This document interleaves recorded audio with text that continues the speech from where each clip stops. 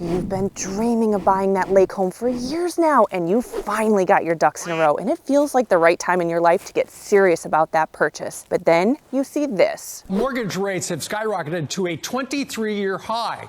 And this. What would you say to someone who wants to buy a house right now, who's looking, to purchase in the next, say, year?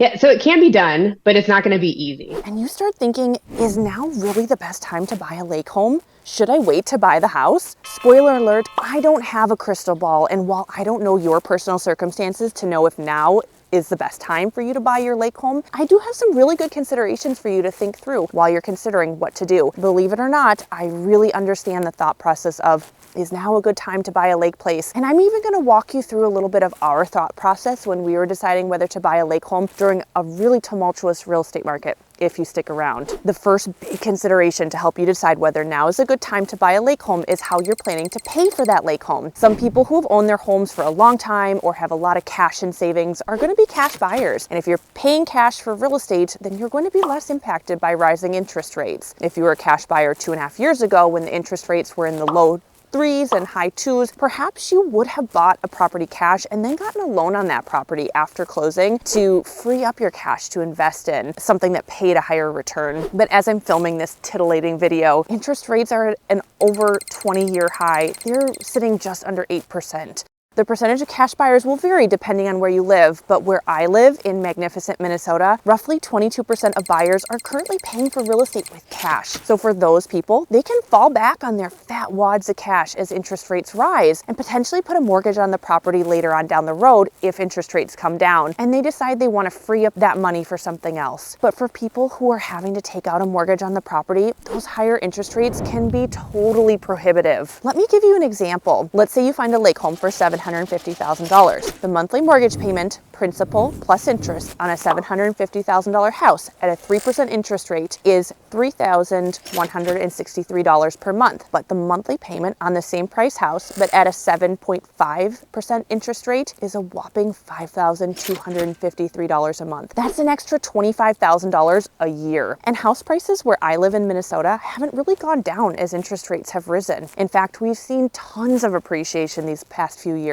People who just need to get into a house or who have found the right home and want to go for it regardless of the rates will buy the home now, and then so long as they're planning to stay in the house for long enough, will plan to refinance the home when interest rates drop by at least 1%. There are costs associated with refinancing, but as long as someone is planning to stay in the home for long enough to break even, then it's worth it. There are tons of break-even calculators for refinancing online. I'll drop a link to a free one in the description below. The next question to be considering is, do you plan to own this lake home for a long time? If you aren't sure you want to stay in the state you live in long term, or there's a chance that you might be transferred for work, or you have some other factor that will cause you to have to move and potentially not keep your lake home, then maybe it's not the right time to pay a premium for a lake place. The market ebbs and flows, and there's always a chance that the market could soften in the near future. If you're not in a position to be able to ride that out, then maybe you should just stay where you are and rent a cabin on a lake during the summer instead, or go to a resort. I'll touch on resorts, but first, what do I mean by ride out the market? Well, if you bought a lake place and the market softened and then you had to sell, would you have the funds to be able to wait it out before you sell? Would it be financially devastating to you if you sold for less than you bought it for if you had to sell? Lake homes tend to appreciate at higher rates than non-lakefront property, but it's not worth taking risks financially and living on the edge, where if one thing changed about your circumstances, you'd then have to make some serious financial decisions and not have a cushion. Now, I promised to touch on resorts. Where I live in Minnesota, there are a number of summertime resorts within 2 hours drive of the Twin Cities. Some examples are Craigens Resorts, Grandview Lodge. They're on a lake and have pools and bonfire pits, and you can rent boats, and it gives you all the best of lake life for however long you rent a cabin. In fact, my family went to Craigens Resort in the summer times before my parents bought their lake cabin when I was a kid, which is where my love of waterfront living started. But if living on the water is something you've always wanted to do and you're in the financial situation to be able to do this now, then I'm a big proponent of living your life to the fullest and not waiting around but making the most of every day. I'm gonna level with you here. My dad was 62 when he passed away from cancer, so we are not guaranteed any length of time or anything. So I personally am not waiting around until retirement to take the trip with my family or buy the house I want, or I'm really not waiting around to do anything that's gonna bring me joy and give me long-lasting memories with my loved ones that I'm gonna cherish. And a lake home is the very epitome of getting to spend quality time with our families. We've owned our lake home for almost 4 years now, and I can't tell you how good it feels to have friends and family and neighbors constantly visiting, and all of us spending time together on the beach or the boat or swimming in the lake with my kids and husband, or cruising around on the lake on our sweet old pontoon boat together. I could go on, but I think you're catching my drift. Depending on your age, another question to be asking yourself is this a home you can grow old in? Or is this a home you can modify to be able to suit your needs as you age? Some of the examples of this would be single level living, or a main level owner's bedroom and main level laundry, or the ability to put in a main level owner's bedroom and laundry area. How many stairs does the home have? How many stairs or steps to get down to the water? Are there stairs from the garage into the house? If you're in your 50s and your knees hurt already, it might not make a ton of sense long term to buy something with 75 steps down to the lake like my husband and I bought.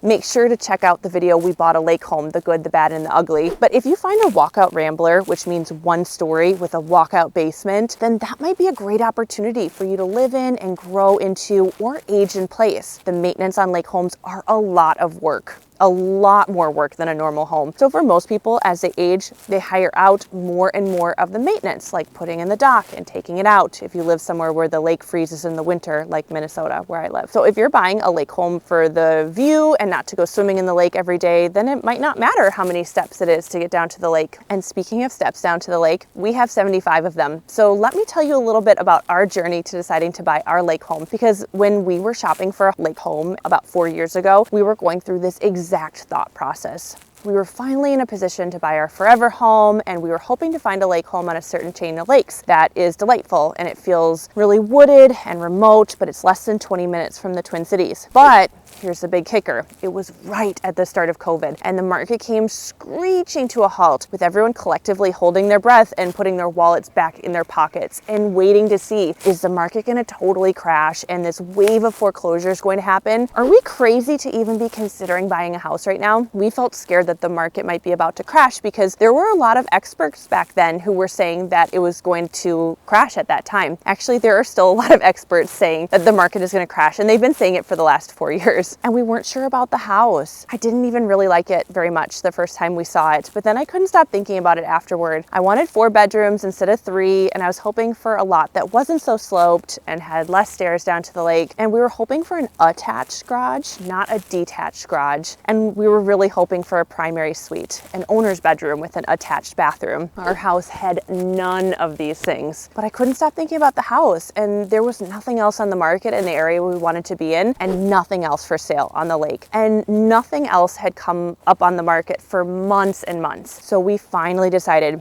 we need somewhere to live, and we need to buy something, because we weren't going to rent a family member's house indefinitely while we were getting settled. Renting for a year or so wasn't a good option for us, because I want to be paying my own mortgage instead of paying someone else's mortgage for them. Side note, I've read studies that show that the wealth disparity between renters and homeowners in the US, homeowners have on average 40 times more wealth accumulated than renters, which is mind-blowing. But back to our personal story. We absolutely loved the lake. We loved how calm and peaceful it is. It is not a party lake or a rowdy lake, which some people like, but we prefer a quieter lake. It is really close to the Twin Cities, but people constantly feel like they're in the North Woods when they enter the neighborhood because of the mature trees and how natural everything is. So we thought about the risks. What if the market crashes? Well, we needed somewhere to live, and we loved the lake, and we had a good interest rate. What if some big unexpected expense came up? Well, we had extra money saved so that if something came up, or one of us lost our jobs during the pandemic, or even both of us, we had enough money put aside to last us a couple years. And even though the house wasn't our dream house and amazingly perfect, which no house is, but our house definitely isn't, we loved the beautiful wooden beams and wooden ceilings and the big picture windows that look out to the lake, the trees, the 155 feet of shoreline, and the neighborhood. And we thought that if we didn't like the home,